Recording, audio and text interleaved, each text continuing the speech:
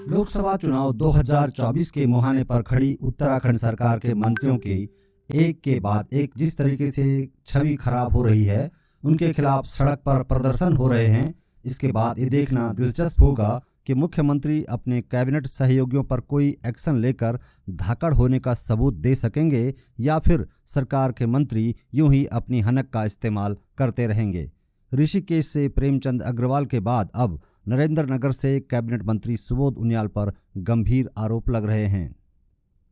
लोकसभा चुनाव 2024 धामी सरकार के कैबिनेट मंत्री सुबोध उनियाल आखिर क्यों विवादों में हैं?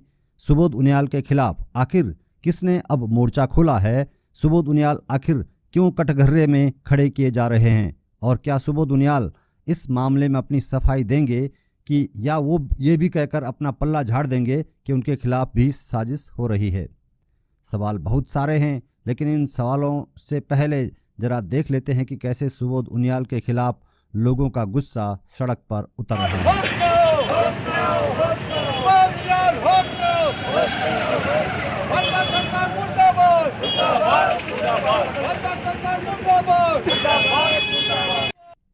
धाकड़ धामी के मंत्री के खिलाफ ये लोगों का गुस्सा है।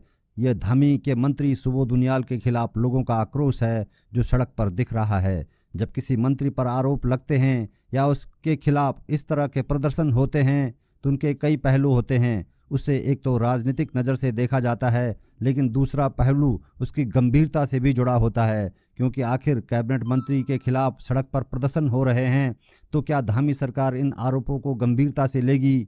सरकार को यह तय करना है। लेकिन आरोप अगर मंत्री पर लग रहे हैं तो जाहिर है कि सवाल उठेंगे ही और सरकार को सवालों का जवाब भी देना ही होगा।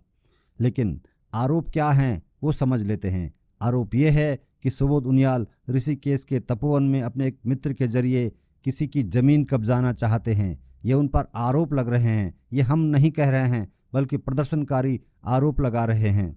कैबिनेट मंत्री सुबोध उनियाल उत्तराखंड में वन मंत्रालय संभाल रहे हैं। उनके खिलाफ आरोप लग रहे हैं तो जाहिर है कि बहुत सारे इसके पीछे पहलू हो सकते हैं।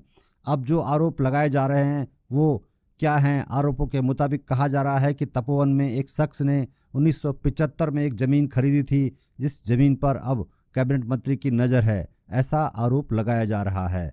अपनी इस ज़मीन के लिए ज़मीन मालिक बोंठियाल बिजली और पानी के कनेक्शन लेना चाहते हैं और सरकारी दफ्तर उनको चक्कर कटवा रहे हैं। कई दिनों से वे चक्कर काटने के बाद भी उन्हें बिजली और पानी का कनेक्शन नहीं मिल रहा है। पिछले 9 महीने से लगातार बोंठियाल चक्कर काट रहे हैं, लेकिन उन्हें बार बार वापस लौटाया जा रहा है। आरोप लग रहा है कि इसके पीछे वन मंत्री उनियाल की सह है, जिसके डर से अधिकारी उन्हें चक्कर कटवा रहे हैं। ये तमाम तरीके के सवाल हैं जो मंत्री पर लग रहे हैं। अब ज़मीन कब्जाने की कोशिश के आरोप मंत्री पर लगते हैं तो सरकार के लिए उलझन भरा सवाल है और सरकार की इससे छवि बिगड़ती है। तो क्या सरकार के मंत्री क्या इस मामले में सफाई देंगे? फिलहाल तो इस मामले में मंत्री की तरफ से अभी कुछ कहा नहीं गया है। सड़क पर ये पुतला यूकेडी के कार्यकर्ताओं ने जलाया है। उनका कहना है कि मंत्री एक शख्स की ज़मीन पर नज़र गड़ाए हैं, जो अपने आप में एक गंभीर मामला है। सरकार को इसमें दखल देना चाहिए। उत्तराखंड में बीजेपी सरकार के मंत्रियों पर एक के बाद एक आरोप लग रहे हैं तो मुख्यमंत्री अब क्या करेंगे?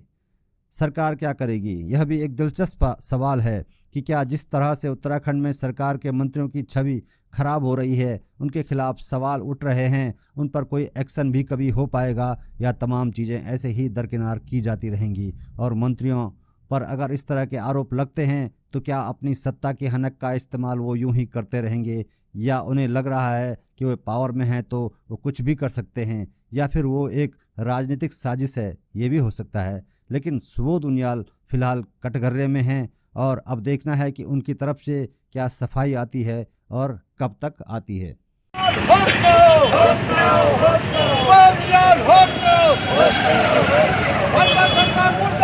मुर्दाबाद